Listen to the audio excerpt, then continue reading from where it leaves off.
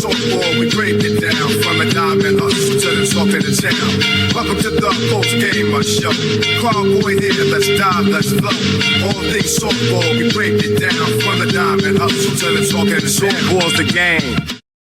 Well, welcome back to another episode of the Post Gamer Podcast. Today we have no stranger to the Canadian slow-pitch community, and really you're starting to dive into the US market. We have Moise joining us. How are you? How are you? Good. How are you? Yeah, nice to meet you in at my place here. Can get a little more intimate and get to know you. Yeah, for sure. Yeah.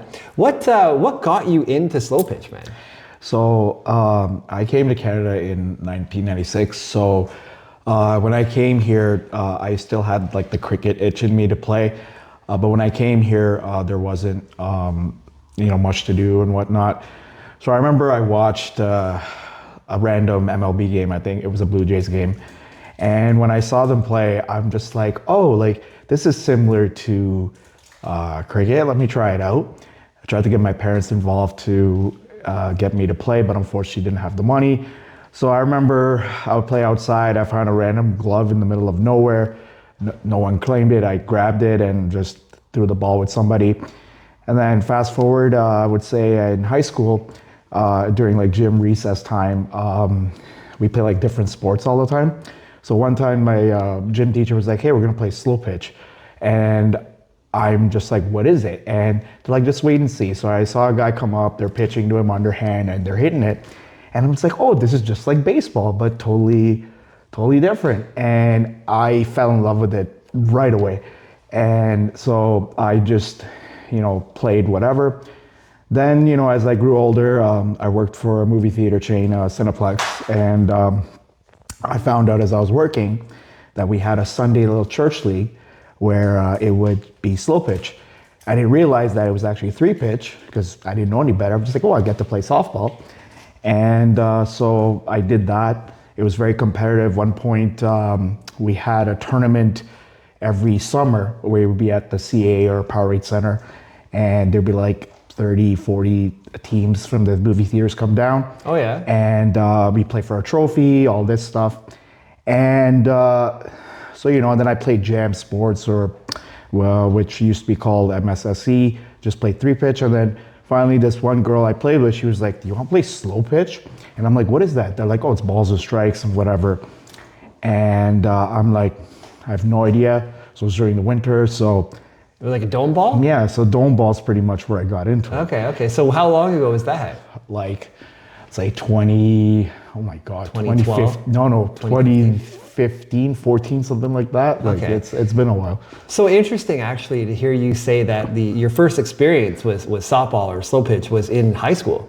Yeah. Right? And that's, I played in a church league back in the day for St. Rose and Lehman in Scarborough, but it's pivotal because when we talk about growth in the sport, when I just interviewed Rick Shanahan not too long ago, and one of the things he said, I don't remember if it was on camera or off camera, was you need to get it back in the schools, and so that was your connection.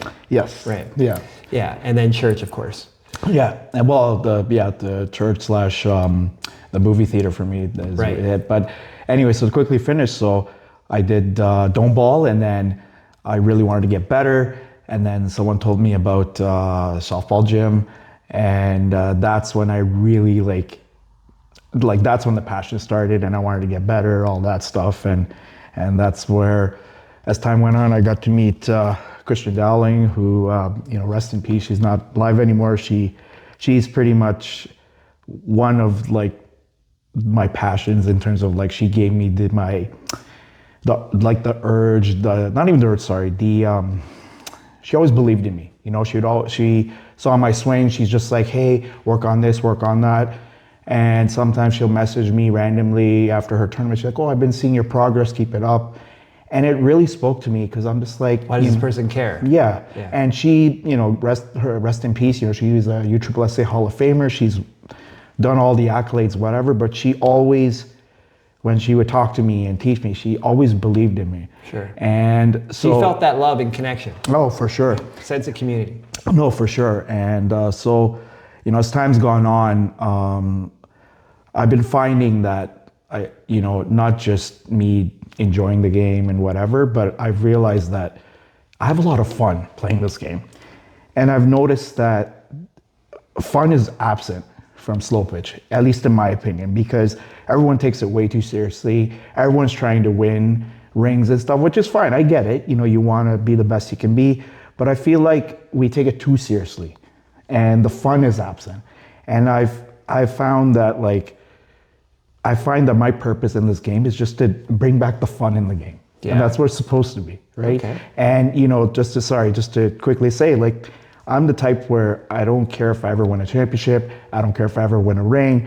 I don't care if I ever, you know, reach the top. For me, as long as I've spread the joy of the game and get other people to see that, hey, it's not just us semi-pros, whatever. There's a fun aspect to it. Yeah. That's all. That for me is the ultimate win. Sure. Well, I mean, and that's something that we've been listening to and hearing a lot over the last few months. Again, so another point Rick made is, you know, having fun and the lack of fun. Mm-hmm. I just want to bring it back a little bit to your first experience in the Dome. Okay. Like, which Dome was it, and how was your experience? So I was at LCI, Wet and Wild back in the day.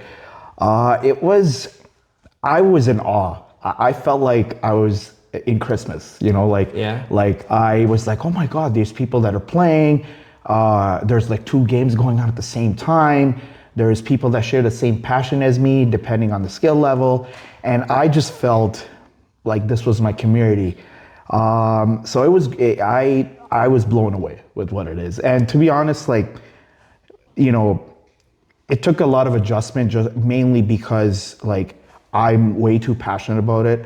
So what I mean by that is, like, I celebrate everything. I celebrate getting on base. I celebrate getting it out, because it's like, oh my God, like, I don't know if this will be my last game, because life can throw many curveballs. You don't know what your day is going to be like. So I've had people tell me over the years, be like, you know, tone it down, this and this. And I'm just like... From being present? Yeah, from being present, you know? And I'm just like, I get it, but I'm not disrespecting anybody. I'm high-fiving my teammates, amping my teammates up. Otherwise I'm truly happy to be here. So. Yeah. Well, I mean, I wanted to ask you a question about Kristen Dowling, because I did have the pleasure to play with her out in Calgary. Mm-hmm. But where was your... We'll talk about it here. Where was your experience with Kristen? So I met her at the NSA World's Home Run Derby in Hamilton. Okay. So I have the honor and pleasure to film the derbies. They let me do it, post it. So I remember I was there and I met her, and the first thing she told me, she's like, yeah, I know who you are. Yeah? And well, how long ago was that? Oh, God bless. I would say like 2017, 2018, I think. And you were posting stuff online? Yes, I've been posting for a long time. Okay. And I post mainly because I enjoy it. Like, I don't care about, you know, people paying attention to me. I don't care about that. It's just I truly love what I'm doing. I'm like, hey, here you go.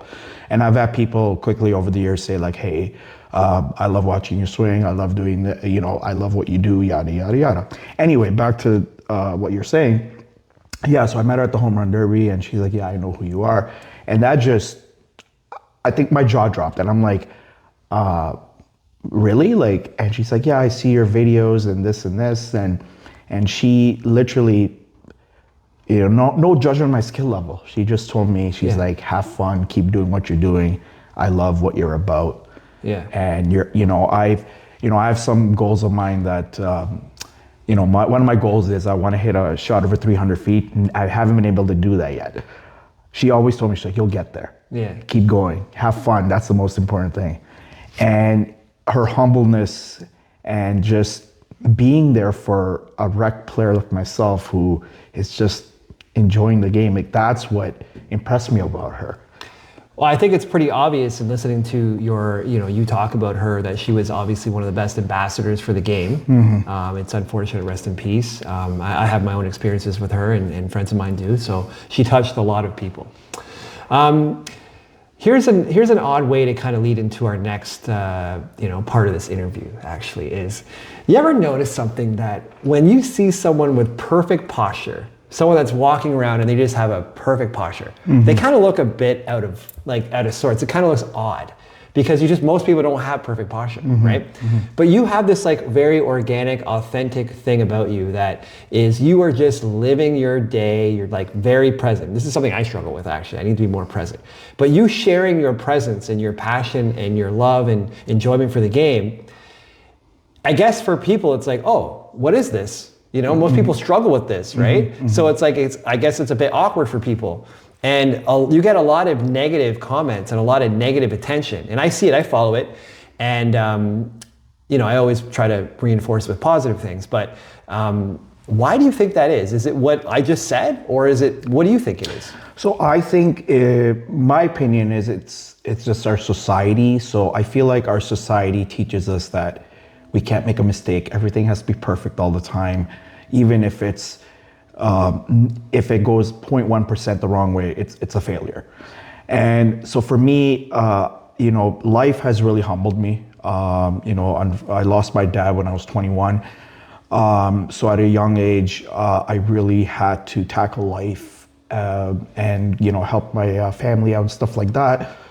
That, for me, that experience is what made me present. It's like, you know, we can be absent in any time, you know, and so instead of me worrying about it, instead of worrying where things are going to happen and whatever, I told myself, just be present, enjoy it. Things will come if you just focus on what you're grateful for. And for me, my motto is, if you wake up every day, you already won. You know, that's the biggest prize in life, is you waking up every day and living. A lot of people can't say that. Yeah. So for me, that was my turning point. And just, I look at it every day. And that's why I said at the end of the day, you know, when I play, I do not care about the outcome. And even when the umpire, let's say, makes a back call, or like, oh, it's a strike, but it's a ball, like stuff like that, I'm like, okay, thank you. Like, that's a call. All right, let's move on. Sure. And I feel like in terms of sports in general, the mental strength is very not taught. And so I feel like if I can even present that by saying, hey, just have fun. And when you have fun, you don't worry about it, good things happen. Right. So. Well, this is a really good perspective that you have, and an energy that you carry with you. So for the ladies out there, are you single? Yes. You're single? Yes. And you're into women? Yes. Okay, just you know, throw it out there. I gotta ask these days. I'm not judging anyone. I appreciate that. Yeah, I'm available. So you post a lot of pictures. Like you that's one of the things when I think of you. Like I see your content all the time. You're kind of the POV king, in my opinion, and the first one in Canada that I know of to do it in baseball. We'll get to that. But I always see all these photos. It's like you'll go to a tournament and you take as many photos of people as you can. You post them online, and I love it. I think it's great. I appreciate that. Yeah, it just comes down to, you know, being present. I've had people over the years tell me, hey, let's take a picture. And at first I'm like, okay. But then now when I don't, like if I take selfies with people and I don't include a particular person, they'll message me like, oh, why didn't you get a selfie with me? And it got to a point where I'm like, you know what? I don't have to tag anybody. If you want to be part of my family, so be it. And it grew a life of its own, so to speak. They want to be with the one. Yeah. So all right, let's get into the one. You kind of call yourself the one. So you're known for that.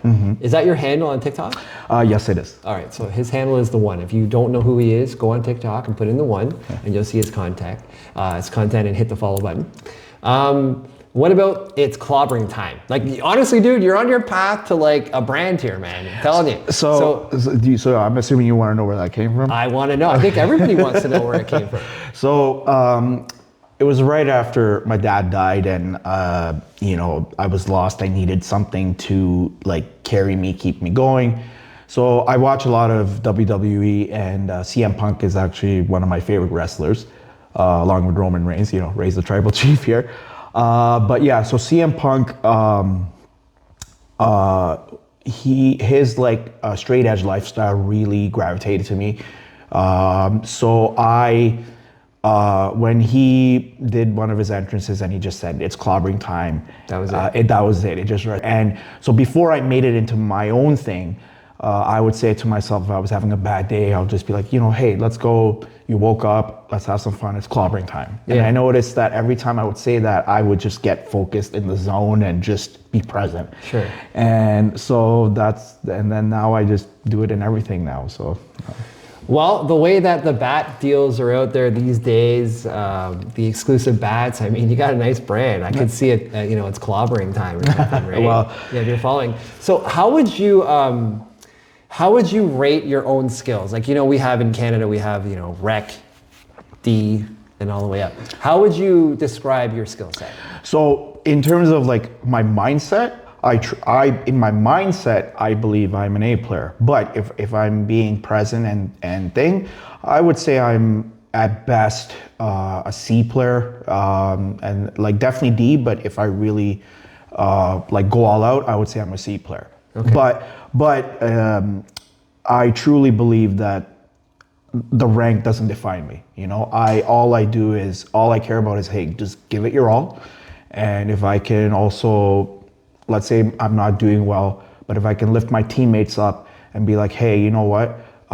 It's not my day today, but I believe in you. You do what you gotta do. And if I can even just do that, to me, that puts me above any whatever rank you could put me on. So, okay. Yeah. Well, I haven't played against you yet, so I don't know. I haven't seen you play, so I can't comment on that. But okay, the one.